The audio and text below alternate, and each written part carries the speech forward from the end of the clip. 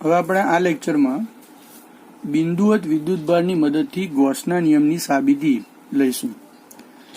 હવે ગૌસના નિયમની પહેલા જો વાત કરીએ તો આપણે ગયા લેક્ચરમાં જોઈ ગયા કે કોઈ પણ બંધ પૃષ્ઠ સાથે સંકળાયેલું વિદ્યુત ફ્લક્સ 5 ઇક્વલ્સ ટુ આપણે જાણીએ છીએ કે અહીંયા ઇન્ટિગ્રેશન E ડોટ dA જે જનરલ સૂત્ર હતું જે કોઈ પણ પૃષ્ઠ માટે લાગુ પડે, બંધ હોય કે ખુલ્લું હોય, અને એના બરાબર બંધ પૃષ્ઠ માટે વિદ્યુત ફ્લક્સ એ તેના વડે ઘેરાયેલા વિદ્યુત ભાર અને એપ્સિલોન 0 ના ગુણોત્તર બરાબર હોય છે. આ ગાઉસના નિયમનું મેથેમેટિકલ સ્ટેટમેન્ટ છે. એને આપણે અહીંયા સાબિત કરીશું બિંદુવત વિદ્યુતભારની મદદથી, અથવા તો બિંદુવત વિદ્યુતભારના કિસ્સામાં આપણે એને સાબિત કરીએ તો એ આ રીતે થઈ શકે છે. સાથે સાથે અહીંયા પ્રયોગો પરથી એવું જોવા મળે છે કે એ સાબિતી આપણે બીજા દરેક કિસ્સામાં, એટલે કે કોઈ પણ વિદ્યુતભાર તંત્ર હોય તો પણ એ લાગુ પડે છે. તો હવે શરૂઆત કરીએ. સૌ પ્રથમ ધારો કે મારી પાસે એક બિંદુવત વિદ્યુતભાર પ્લસ Q છે. હવે આ બિંદુવત વિદ્યુતભારને કેન્દ્ર તરીકે લઈ અને હું ધારો કે R ત્રિજ્યાનો એક ગોળો લઉં છું. અહીંયા જે કંઈ આપણે R ત્રિજ્યાનો ગોળો લઈએ છે એ કોઈ પણ ત્રિજ્યાનો લઈ શકાય, પણ ગોળો છે એટલા માટે એ ત્રિપરિમાણમાં હશે, વર્તુળ નથી પણ ગોળો છે. ત્રિપરિમાણમાં હોય એટલે એ બંધ પૃષ્ઠ થશે અને આ ગોળા સાથે સંકળાયેલ વિદ્યુત ફ્લક્સ, તો શરૂઆતમાં તો ગૌસનો નિયમ તો પછી આવ્યો, પણ આપણી પાસે તો માત્ર એ આ જ વસ્તુ હતી કે ફાઈ ઇક્વલ્સ ટુ ઇન્ટિગ્રેશન શું થશે E ડોટ dA, અથવા તો અહીંયા આપણે લઈશું ds. આનો મતલબ શું થયો કે સૌ પ્રથમ આપણે શું કરવાનું, કોઈ પણ પૃષ્ઠ હોય એનું નાના ds ખંડોમાં વિભાજન કરી દેવાનું, જે વિદ્યુત ફ્લક્સની થિયરીમાં આપણે જોઈ ગયા છે. એ દરેક ds સાથે સંકળાયેલું વિદ્યુત ફ્લક્સ આપણે શોધી કાઢવાનું, અને ત્યારબાદ તમામ ds ખંડ હોય, ધારો કે આ ગોળો છે તો એના તમામ ds ખંડ સાથે સંકળાયેલ વિદ્યુત ફ્લક્સનો સરવાળો કરવાનો, અને જો તમે ડેલ્ટા S ટેન્ડ્સ ટુ 0 લો તો એ સરવાળો શેમાં પરિણમે, સંકલનમાં પરિણમે છે. અથવા તો જો ડેલ્ટા S ટેન્ડ્સ ટુ 0 ના હોય તો તમે આમ પણ લખી શકો કે ફાઈ ઇક્વલ્સ ટુ સિગ્મા અહીંયા E ડોટ ડેલ્ટા S. હવે ચોપડીમાં સંકલનની જગ્યાએ આ નોટેશનનો ઉપયોગ કર્યો છે, એટલે કે ડેલ્ટા S ટેન્ડ્સ ટુ 0 લીધા વગર એ સાબિતીની શરૂઆત કરી છે. હવે અહીંયા આપણે આ નિયમ સાબિત કરવો છે, તો માટે આના બરાબર, એટલે કે LHS બરાબર RHS સાબિત કરવું છે. તો ધારો કે હું અહીંયા એક નાનો ડેલ્ટા S ખંડ લઈ લઉં, બરાબર, અને એ ડેલ્ટા S ખંડ છે, જો હું એને ક્ષેત્રફળ તરીકે લઉં અથવા ક્ષેત્રફળ ખંડ તરીકે લઉં, તો આપણે એવું યાદ રાખવાનું છે અહીંયા કે કોઈ પણ બંધ પૃષ્ઠ હોય તો એનો ક્ષેત્રફળ સદિશ આપણે નક્કી કરેલું છે કે એ ક્ષેત્રફળ સદિશ બહારની દિશામાં જ લેવો, અંદરની દિશામાં ક્ષેત્રફળ સદિશને લેવો નહીં. તો એ પણ આપણે આગળ ચર્ચા કરી ગયા છે. તો એ પ્રમાણે અહીંયા એનો જે ક્ષેત્રફળ સદિશ છે એ બહારની દિશામાં હશે, ત્રિજ્યાવર્તી દિશામાં હશે. ધારો કે એ સદિશને આપણે કહીએ ડેલ્ટા S. એટલે સૌ પ્રથમ હવે આપણે શું કરીએ છીએ કે એક નાના ડેલ્ટા S ખંડ સાથે સંકળાયેલું વિદ્યુત ફ્લક્સ અહીંયા શોધી નાખીએ, અને ત્યારબાદ આ ગોળાના તમામ ડેલ્ટા S ખંડ સાથેના વિદ્યુત ફ્લક્સોનો સદિશ સરવાળો કરી નાખીએ, તો આપણને આ પૃષ્ઠ સાથે સંકળાયેલું કુલ વિદ્યુત ફ્લક્સ મળી જાય. તો ડેલ્ટા S સદિશ મેં અહીંયા લીધો. આ ડેલ્ટા S જેટલા પૃષ્ઠખંડમાંથી પસાર થતું વિદ્યુત ક્ષેત્ર ખૂબ નાનો લીધો છે, એટલે એ પણ ત્રિજ્યાવર્તી હોય અને બહારની દિશામાં હોય. આપણે બિંદુવત વિદ્યુતભારના વિદ્યુત ક્ષેત્રમાં એ વાત જોઈ ગયા છે.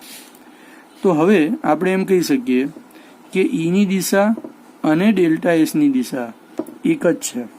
અને આપણે પહેલાં પણ જોઈ ગયા છે કે કોઈ પણ દિશામાંનો એકમ સદિશ એક જ લઈ શકાય છે. તો હવે ફ્લક્સની વ્યાખ્યા પ્રમાણે, તો ફ્લક્સની જે વ્યાખ્યા છે એ પ્રમાણે આપણે એવું કહી શકીએ કે ડેલ્ટા એસ પૃષ્ઠખંડ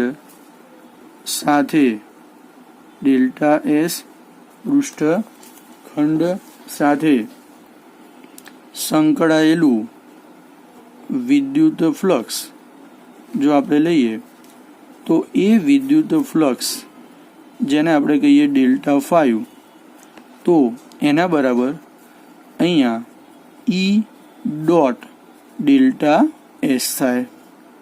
બરાબર. હવે ઈ અને ડેલ્ટા એસ એક જ દિશામાં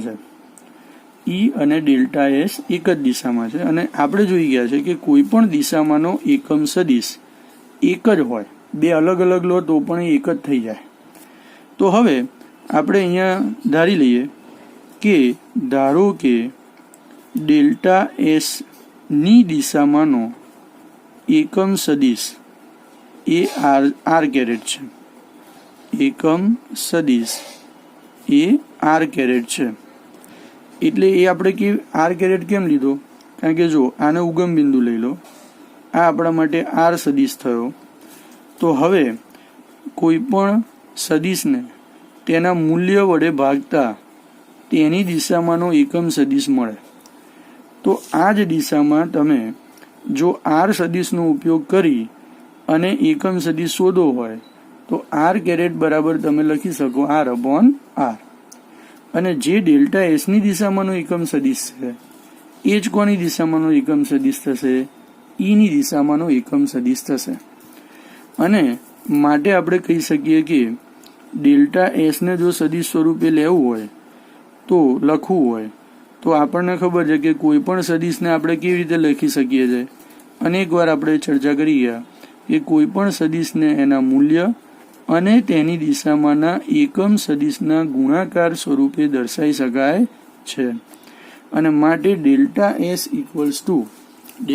એસ એનું મૂલ્ય, એની દિશામાંનો એકમ સદિશ શું થશે? અહીંયા આર કેરેટ. અને ઈને જો આપણે લખીએ તો ઈ તો એનું મૂલ્ય શું થાય કે Q/R², અને એની દિશામાંનો એકમ સદિશ એ શું થશે? R caret.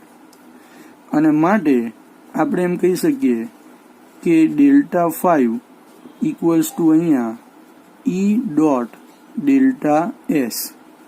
હવે ઈ એટલે અહીંયા KQ/R² into R caret dot delta S into R caret. અને માટે આના બરાબર KQ/R² into delta S into R caret dot R caret. તો delta 5 R caret dot R caret 1 થાય. તો એટલા માટે ડેલ્ટા એસ પૃષ્ઠખંડ સાથે સંકળાયેલું વિદ્યુત ફ્લક્સ કેટલું થયું? અહીંયા KQ/R² ઇન્ટુ ડેલ્ટા એસ. ચોપડીમાં શું કર્યું છે કે સ્મોલ કે ની જગ્યાએ આપણે 1/4πε0 પણ લખી શકીએ છીએ. તો માટે 1/4πε0 Q/R² ઇન્ટુ ડેલ્ટા એસ આવું લખ્યું છે. પણ આપણે બોર્ડમાં પણ જો માત્ર કેના સ્વરૂપમાં લખીએ તો એમાં કોઈ ખોટું આપી શકે નહીં, કારણ કે આપણને ખ્યાલ છે કે K બરાબર 1/4πε0. તો માટે ડેલ્ટા 5 આવું સાબિત થયું. અને જેને આપણે અહીંયા કહી દઈએ સમીકરણ નંબર 1, જો કહેવું હોય તો. હવે આના ઉપરથી આપણે RHS ઉપર જવું છે, એટલે કે અહીંયા સિગ્મા Q/ε0. હવે જો આ જે આપણે ગોળો લીધો એ ગોળા સાથે સંકળાયેલું કુલ ફ્લક્સ આપણે જોઈએ છે. તો જો દરેક ડેલ્ટા એસ માટે આ જ પરિસ્થિતિ થશે કે ધારો કે હું અહીંયા ડેલ્ટા એસ લઉં તો પણ અહીંથી અંતર તો સરખું જ છે. એટલા માટે જો દરેક ડેલ્ટા એસ માટે આર સરખો, તમે જુઓ કે ફ્લક્સ એ અદિશ રાશિ છે, કારણ કે 5 બરાબર આપણે લખીએ છીએ ઈ ડોટ ડીએ. ઈ ડોટ ડી એટલે બે સદિશોનો અદિશ ગુણાકાર થાય, અને બે સદિશોનો અદિશ ગુણાકાર થાય એટલે મળતી રાશિ અદિશ આવે. એટલે અહીંયા તમે જુઓ કે જે ડેલ્ટા એસ સાથે સંકળાયેલું વિદ્યુત ફ્લક્સ શોધ્યું એમાં તમે કોઈ પણ ડેલ્ટા એસ લો, સરખા જ જો બધે લઈએ તો દરેકના કેન્દ્રથી અંતર કેટલા છે? સરખા. એટલે કે આર સરખો છે. આપણે દરેકે દરેક પૃષ્ઠખંડો છે એ દરેકે દરેક પૃષ્ઠખંડોનું ક્ષેત્રફળ છે એ પણ સમાન લઈએ છે. તો એનો મતલબ એ થયો કે સમગ્ર પૃષ્ઠ ઉપરના તમામ ડેલ્ટા એસ સાથે સંકળાયેલું વિદ્યુત ફ્લક્સ એ આટલું જ હોય એ આપણે સાબિત કરી શકીએ અથવા સમજી શકીએ છીએ. તો હવે જો મારે કુલ શું જોઈએ છે? કુલ ફ્લક્સ જોઈએ છે. તો આપણે અહીંયા કહી શકીએ કે ગોળા સાથે સંકળાયેલું કુલ ફ્લક્સ. તો આપણે એનો દરેકે દરેક જે તમારી પાસે ડેલ્ટા 5 છે અથવા તો જેટલા ગોળા ઉપરના ડેલ્ટા એસ જેટલા ભાગમાં આપણે એને વહેંચ્યો એ તમામે તમામ ડેલ્ટા એસ સાથે સંકળાયેલા વિદ્યુત ફ્લક્સોનો સરવાળો કરીએ છીએ. કોઈ પણ ડેલ્ટા એસ રહી જાય નહીં. બરાબર? તો આખા ગોળાને આપણે ડેલ્ટા એસ જેટલા ખૂબ નાના ખંડોમાં સમાન રીતે વહેંચ્યો અને એક ડેલ્ટા એસ સાથે સંકળાયેલું ફ્લક્સ શોધ્યું. અને હવે આપણે તમામે તમામ ડેલ્ટા એસ સાથે સંકળાયેલા વિદ્યુત ફ્લક્સોનો સરવાળો કરીએ છીએ. તો એને આપણે સાંકેતિક રીતે લખી શકીએ કે phi equals to sigma delta 5. અને આના બરાબર આપણે લખીએ કે સિગ્મા, હવે આ સૂત્ર આપણે વાપરીએ છીએ કે અહીંયા ક્યુ, અહીંયા R square into delta S. હવે જો તમામે તમામ પૃષ્ઠખંડો માટે એટલે કે તમામે તમામ ડેલ્ટા એસ પૃષ્ઠખંડો માટે આરની કિંમત અચળ છે. બરાબર? કારણ કે તમામના અંતરો એ કેન્દ્રથી સરખા છે. તો સરવાળો અહીંયા કોનો થશે? તો આર તો બધાના સરખા છે એટલે એનો સરવાળો કરવાની કોઈ વાત આવતી નથી.